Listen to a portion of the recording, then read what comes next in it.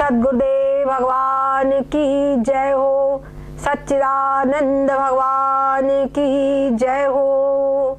हरि ओम। ओम। हम लोग श्रवण कर रहे हैं कठोपनिषद। प्रसंग चल रहा है कि ये जो आत्मा है ये पूर्ण रूपेण असंग है। शरीर को चाहे कोई सुख हो चाहे दुख हो, या शरीर कोई कर्म करता है तो, या फिर कर्म भोक्ता, कर्म का फल भोगता है, उन सब से ये जो आत्मा है ये पूर्ण रूपेण अलिप्त है। जैसे सूर्य, इसके अंदर में सूर्य का उदाहरण समझाया गया था, इसी प्रकार से आप आकाश को समझ सकते हैं, अग्नि को भी समझ सकते हैं कि वो संसार के सुख दुखों से किसी प्रकार से लिप्त नहीं होता। अरे जो मतलब अच्छी चीज लेवे चाहे बुरी चीज का ग्रहण करे वे, अग्नि और सूर्य किसी प्रकार से उसमें उनको कोई दोष उपस्थित नहीं होता है। उसी प्रकार से इस आत्मा जो है वो शरीर में रहता हुआ भी सारे जो शरीर है वो सुख दुखों को भोगता है, लेकिन आत्मा उससे लिपायमान नहीं होता। ये हमने आप लोगों को बताया था। अब इस चीज को थोड़ा सा और भी अलग तरीके से आप समझिए, ये थोड़ा सा आगे की बात है। असंग कैसे आत्मा है इसी को हम और समझेंगे। आत्मा किस प्रकार से, भगवान श्री कृष्ण ने कहा मतलब कमल पत्रवत अलिप्त रहे, कमल पत्र की तरह, जैसे कमल का पत्र जल में लिप्त नहीं होता, जल में रहता हुआ भी वो गीला नहीं होता है, अलिप्त रहता है। उसी प्रकार से जो आत्मा है वो सारे शरीरों में रहता है।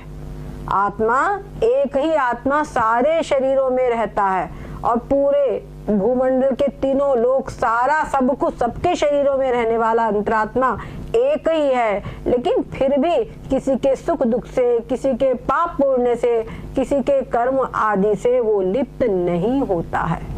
कैसे, इस चीज को और हम समझे। क्या कहते हैं कि जैसे मान लीजिए कि एक रस्सी पड़ी हुई है ना। अब हम आए अचानक और देखा सांप, हमने देखा कि सांप, तो हमने सांप देखा तो सांप तो होता है विषैला, सांप तो होता है विषैला, पर क्या उस सांप को हमने देखा और हम डर गए और हमको भ्रम हो गया, भागने लगे, दौड़ने लगे, जो कुछ भी हुआ, तो हमने यानी कोई भी व्यक्ति हो उसने जो सांप समझा, रस्सी को जो उसने सांप समझा, यानी रस्सी के अंदर में जो सांप का भ्रम हुआ, उस भ्रम से उस रस्सी का क्या लेना देना है बताइए। और उस भ्रम के कारण जो वहां पे सांप दिखाई पड़ा है, क्या उस सांप का विष उस रस्सी में व्याप्त हो जाएगा? ये बताइए, क्या उस सांप का विष रस्सी में व्याप्त हो जाएगा? क्या रस्सी विषैली हो जाएगी? रस्सी बिल्कुल निर्लिप्त पड़ी रहेगी। क्यों? क्योंकि रस्सी में जो सांप दिखाई पड़ा है वो भ्रम मात्र है, अध्यास मात्र है, एक यथार्थ नहीं है। वहां कुछ भी, वहां पे एक मिथ्या ज्ञान है, वहां पूर्ण रूप में झूठा ज्ञान है। इसीलिए जो है तो रस्सी और उसको कोई सांप देख ले, इसमें रस्सी का कोई भी दोष नहीं है। समझ गए? उसमें रस्सी का कोई भी दोष नहीं है। रस्सी को कोई पाप पुण्य नहीं लगेगा। कोई भागे डर के, और डर करके भागने से कोई जाके मर जाए, कभी हो सकता है भी किसी को हार्ट फेल हो जाए, कोई बात हो जाए, लेकिन क्या उसका पाप रस्सी को लगेगा? नहीं ना। रस्सी का उससे कोई भी सरोकार नहीं है। उसी प्रकार से आप देख लीजिए, कहीं हम दूर से देखते हैं, सीपी में हमको चांदी दिख जाती है, तो क्या वो जो चांदी भ्रम से दिखाई पड़ी है, तो क्या वो सीपी चांदी हो जाती है? बोलिए, क्या वो सीपी चांदी हो जाती है? बताइए, क्या वो सीपी चांदी हो जाती है?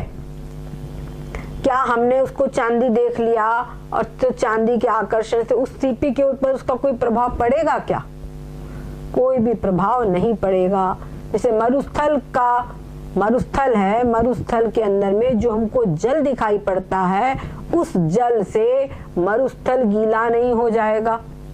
और हम उस जल को देख करके बड़ी दूर से एक किलोमीटर दूर से चढ़ करके भाग करके आए, है ना, भाग करके आए, तो उसका कोई भी प्रभाव मरुस्थल पे नहीं पड़ेगा कि क्यों तुमको परेशान किया आदि आदि। किसी भी प्रकार से मरुस्थल पे कोई भी प्रभाव नहीं पड़ेगा। क्यों? क्योंकि जो हमको सर्प दिखाई पड़ रहा है, जो चांदी दिखाई पड़ रही है, जो मरुस्थल में जल दिखाई पड़ रहा है, ये सब कुछ भ्रम मात्र है, ये सब कल्पित मात्र है, ये सब मिथ्या है और यथार्थ है। इनकी तीनों काल में सत्ता है ही नहीं। क्या समझे? ये केवल प्रतीति मात्र है, ये वास्तव में नहीं है, ये सिर्फ प्रतीति मात्र है। तो जो प्रतीति मात्र वस्तु है, जो आभास मात्र वस्तु है, वो आभास मात्र जो वस्तु है वो अपने अधिष्ठान को किसी भी प्रकार से प्रभावित नहीं कर सकती। आप खुद ही देखिए, प्रैक्टिकली कर सकेगी क्या? जो मरुस्थल में जो जल दिखाई पड़ रहा है, उस जल से मरुभूमि क्या गीली हो जाएगी? कभी भी नहीं हो सकती। तो जिस प्रकार से ये उदाहरण हमने बताए हैं, इन उदाहरणों में जो अधिष्ठान है वो पूर्ण रूपेण निर्लिप्त है, पूर्ण रूपेण असंग है। उसी प्रकार से सभी भूतों का जो अंतरात्मा है वो एक ही है। और जितने भी शरीर दिखाई पड़ रहे हैं, जितने संसार दिखाई पड़ रहा है, जो कुछ भी दिखाई पड़ रहा है, ये सब कुछ आत्मा में क्या हो रहा है? भ्रम मात्र दिखाई पड़ रहे हैं, आभास मात्र दिखाई पड़ रहे हैं, कल्पित मात्र है ये सब कुछ। इसीलिए यहाँ पर कोई भी सुख दुख होवे, यहाँ कोई भी सुख दुख होवे, इसका कोई भी असर जो शुद्ध चैतन्य आत्मा है उस पर नहीं पड़ता। क्या समझे? उसके ऊपर में इसका कोई भी असर नहीं पड़ता है।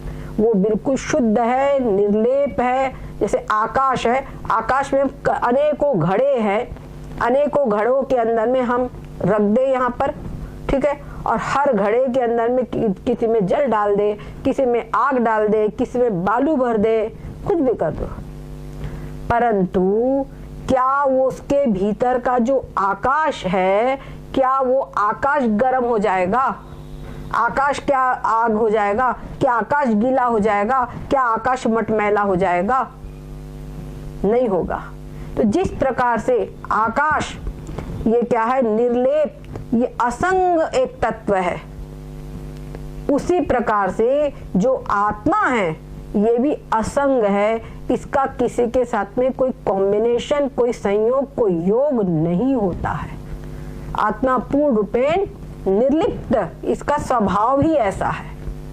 इसीलिए आत्मा जो है, कभी भी दिमाग में कोई शंका न लावे कि सारे भूतों के भीतर में जब एक ही अंतरात्मा है तो सारे भूतों को सुख दुख होने से आत्मा को भी सुख दुख होगा। ये दिमाग में शंका नहीं लाना चाहिए। यहाँ पे क्यों नहीं लाना चाहिए? ये जो है, जो आत्मा है, ये सारे भ्रम से बाहर है।